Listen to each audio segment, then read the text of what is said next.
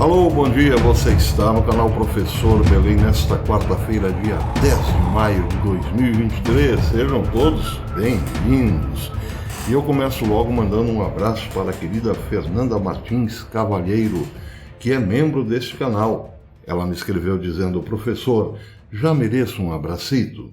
Sou Fernanda Martins e vivo na Argentina, mas sou brasileira e assisto o seu canal todos os dias. Adoro. Abraço. Um super abraço, Fernanda Martins Calheiro. Você super merece um super abraço, claro.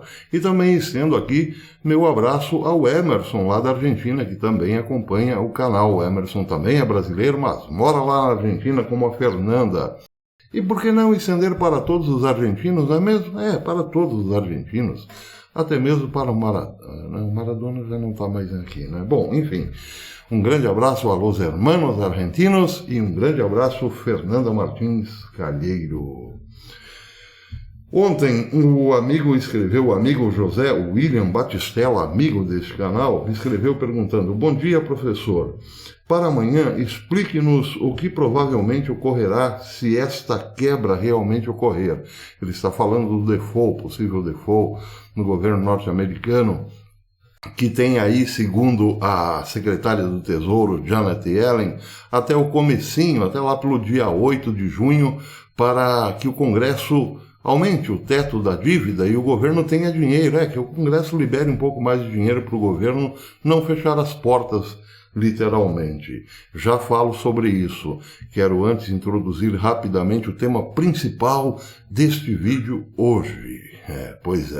Foi revelado o segredo do Grim Reaper, aquela figura estranhíssima que cruzou a porta da abadia de Westminster na coroação de Carlos III. Isso ainda está rendendo, mas eu digo aqui com muita segurança, por minha conta e risco, que o mistério foi resolvido. Isso eu falo no final. Vamos então à questão aqui que levantou o Batistella. O que pode ocorrer se o governo norte-americano não conseguir a liberação do Congresso para receber dinheiro, por assim dizer, para não fechar as portas, não entrar em default. Bem, eu fiz alguns levantamentos aí, fui atrás de alguns números e me surpreendi bastante. Vejam que interessante. Se o governo não tiver dinheiro depois de junho, o que acontecerá? 50 bilhões em benefício da Previdência Social não deve entrar na praça. Este montante, 50 bilhões, deveria sair na primeira quinzena de junho, segundo o meu levantamento. Mas, se o Congresso não autorizar o aumento do teto da dívida, bem, aí 50 bilhões em benefício da Previdência Social não sairão dos cofres do governo. Mas não é só, vai anotando aí, 50 bilhões. 20 bilhões o governo deverá pagar a fornecedores, do Medicaid, da saúde, né? 20 bilhões também, se não for aprovado o teto da dívida, menos 20 bilhões na praça. 6 bilhões em salários federais, de servidores federais, 6 bilhões, não é pouca coisa. 12 bilhões em benefícios para veteranos e 1 bilhão em benefício do SNAP, também conhecido como Vale Refeição. Ou seja, temos aí 50 bilhões, mais 20, mais 6, mais 12, mais 1 e por aí vai. Bem, o que acontecerá? Acontecerá que, imaginem aí os servidores públicos sem dinheiro, ou então os beneficiários da Previdência Social sabendo que não receberão nos próximos meses, ou sabe lá quando receberão, não é mesmo? A correria para os bancos será inevitável, como eu disse ontem, porque se você não recebe, você tem que buscar o recurso daqueles caraminguazinhos que estão nos bancos. E os bancos já estão registrando, como disse no vídeo de ontem, saques imensos nos principais, por exemplo. Está lá no vídeo de ontem, dá um confere e deixe o seu like.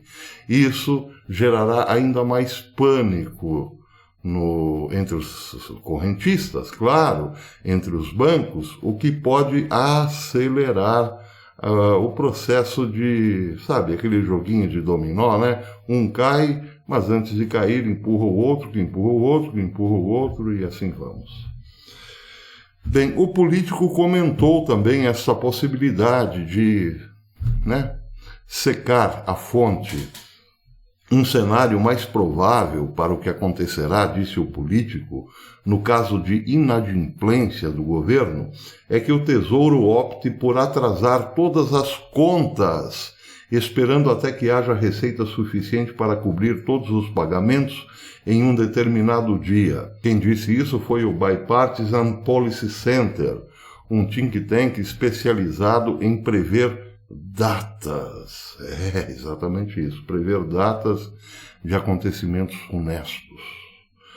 O que ainda não está claro, diz o político, é se o Departamento do Tesouro pode bancar, ou melhor, pode se segurar nas pernas, mesmo que mancando as contas até 15 de julho, ou melhor, de junho, quando as receitas fiscais trimestrais fornecerão uma injeção de dinheiro e provavelmente evitarão a inadimplência até o final do próximo mês. Ou seja, se segurar até a metade de junho, pode empurrar com a barriga até a metade de agosto, quem sabe.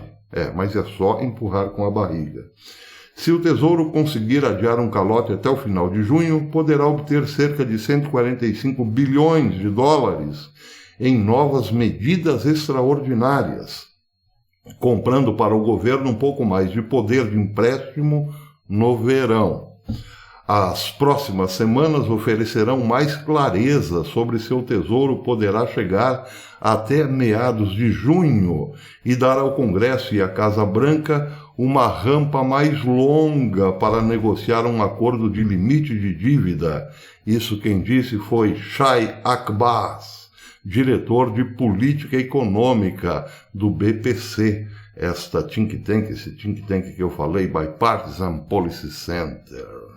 Bem, isso quer dizer o seguinte, o que ele disse aqui, em miúdos, traduzindo em miúdos, é que os republicanos estão emperrando essa possibilidade de aprovar, então, a elevação da dívida do governo.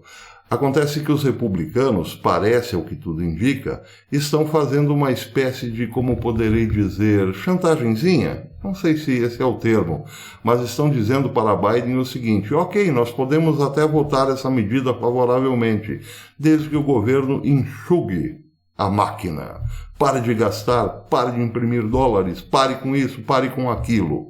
Outros dizem que os republicanos, nem se a vaca tossir, aceitarão este pedido desesperado de Janet Yellen. Então, a questão está toda na mão dos republicanos, ao que indica aí Shai Abbas. Bem, mas o político diz também que existe outro probleminha que é grave.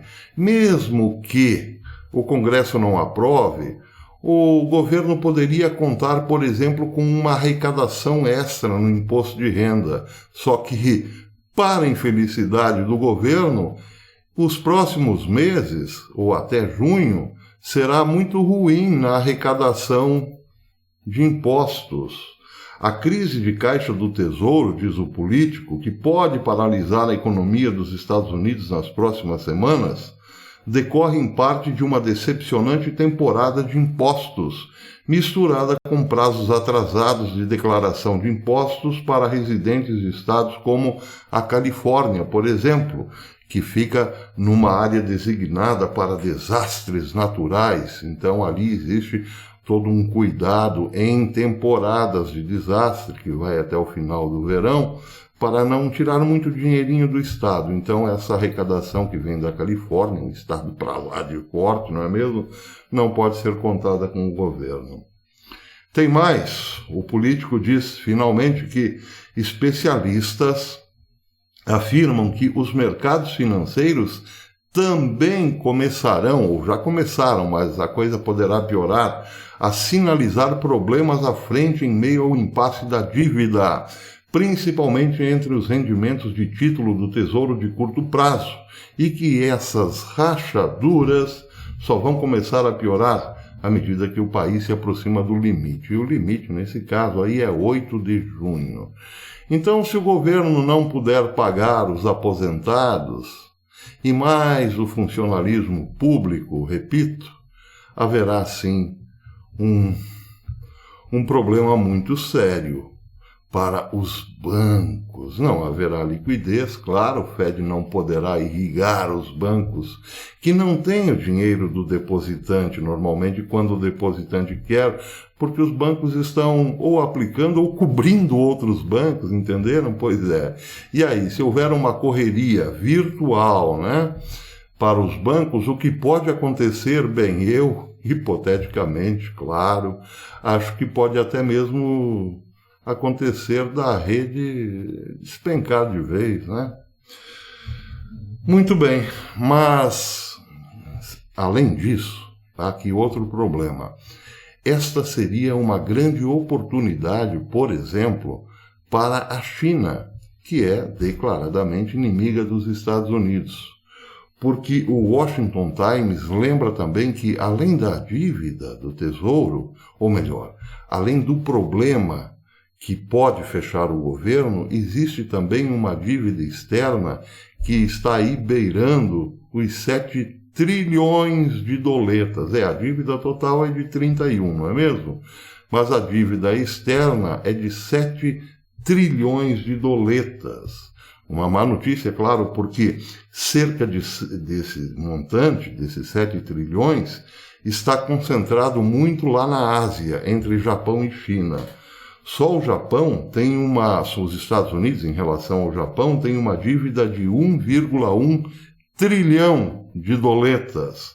E a China já chegando quase perto de 1 trilhão. Por enquanto, segundo os números do Tesouro, está em 860 bilhões. Pois é. Essas nações, diz o Washington Times, são as maiores fontes estrangeiras de financiamento da dívida dos Estados Unidos. E aí, já imaginaram se Xi Jinping resolve, então, cobrar essa dívida justamente agora? Aí seria quase que, digamos assim, colocar o gigante a nocaute, não é mesmo? Ou então em respiração por aparelhos. Pois é, o cenário é esse, meus amigos. Situação bastante tensa. Hoje eu não estou atualizado, até o momento que estou fazendo esse vídeo, parece, ainda não saiu a divulgação da inflação, né? O governo vai anunciar a inflação, então está todo mundo preocupado. Eu ainda não sei se saiu, mas se saiu, provavelmente será alta.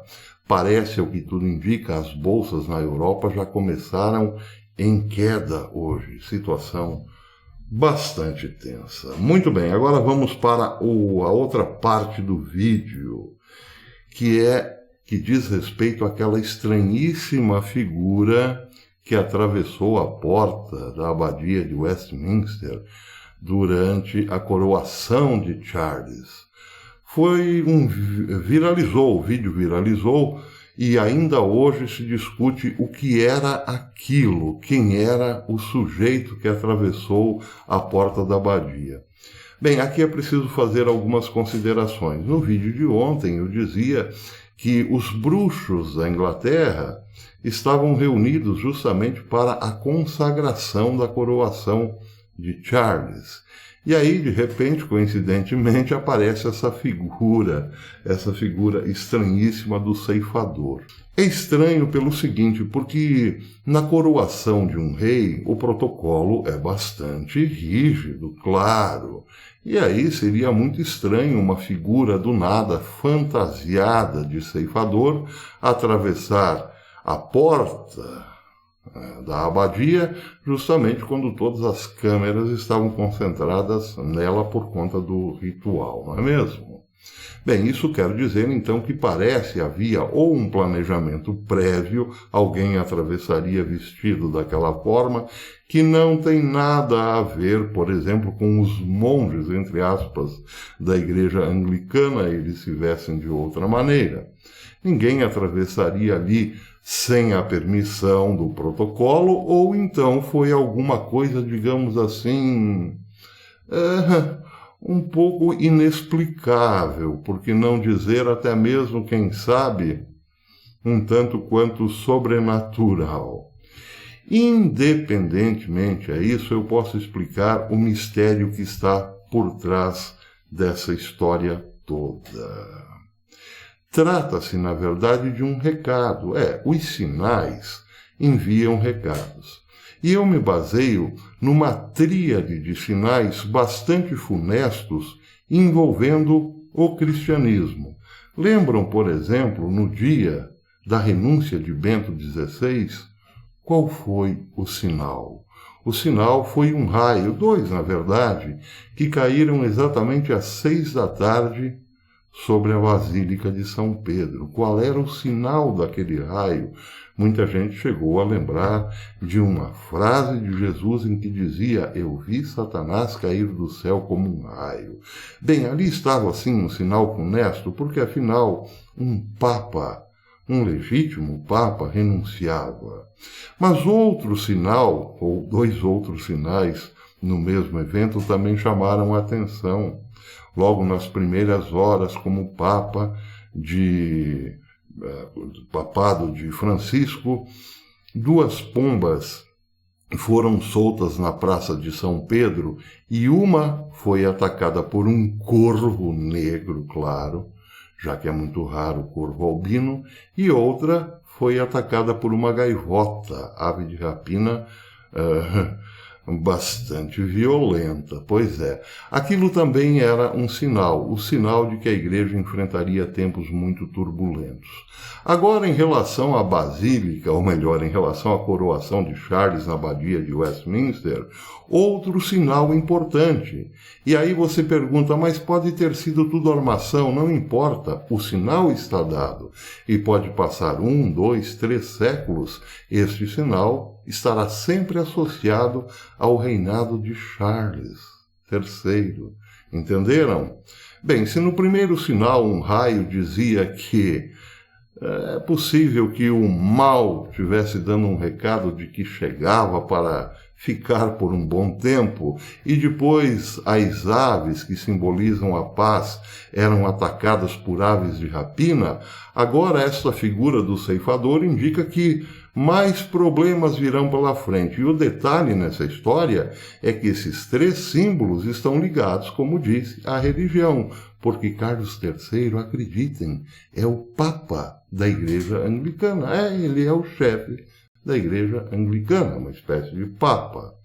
Então vejam, associado ao Charles III, ao reinado de Charles III, essa figura estranhíssima, nos revela que não é uma mera associação, porque os sinais todos de que Charles III não será um rei amável e do bem como foi o rei Luís da França, mostra que, ao contrário, tudo poderá ser muito dramático daqui para frente, como uma grande perseguição aos cristãos, por exemplo, é o que muita gente coloca em tela. Hoje, por exemplo, o site Now and Begin disse o seguinte: a coroação do rei Charles III em Londres, no último sábado, chamou a atenção mundial com milhões de pessoas grudadas na frente da TV durante as cerimônias de 1 hora, quando o Grim Reaper apareceu assim do nada, de repente. A coroação de rei Carlos III não aconteceria sem múltiplas evidências de sua ligação com a nova era e tendências pagãs, como eu disse ontem. E quando tudo foi dito e feito, foi exatamente o que aconteceu. A coisa mais chocante que as pessoas falaram foi a aparição repentina do ceifador, caminhando apressadamente na frente da porta da abadia, enquanto a cerimônia de coroação estava em andamento. O que isso significa?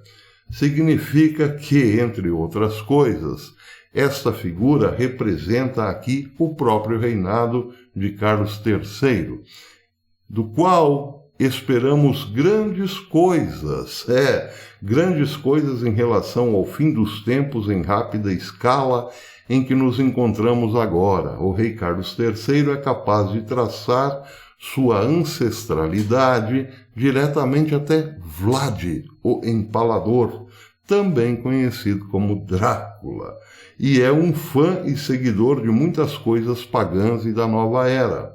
Além disso, ele é 100% a favor de dar trilhões de dólares a um movimento militar de mudança climática, todos liderados por um indivíduo não identificado, que a Bíblia chama de anticristo. Sim, o reinado de Carlos III, por mais curto que seja, está repleto de potencial profético. Então agora eu concluo, digo de novo por minha conta e risco, que aquela figura que apareceu durante o cerimonial estava se referindo a tudo isso que disse o Now and Begin. Por quê? Porque Charles, então, representa alguma coisa absolutamente contrária aos fundamentos da fé cristã que a Europa tanto se serviu. Agora, podem apostar, o tempo é outro. Então, aquela figura representa exatamente isso. Este recado, este aviso. Por enquanto é isso, eu acho que daqui 15 dias tirarei esta panela, como dizem alguns, da minha frente. Hoje sofrerei uma nova intervenção cirúrgica daqui a pouco, então peço aos amigos que gostam de mim e puderem, rezem para que vá tudo bem. E quem sabe daqui a alguns dias eu já possa apresentar a fachada do Lojinha com novas atrações, dentes, por exemplo. Até depois.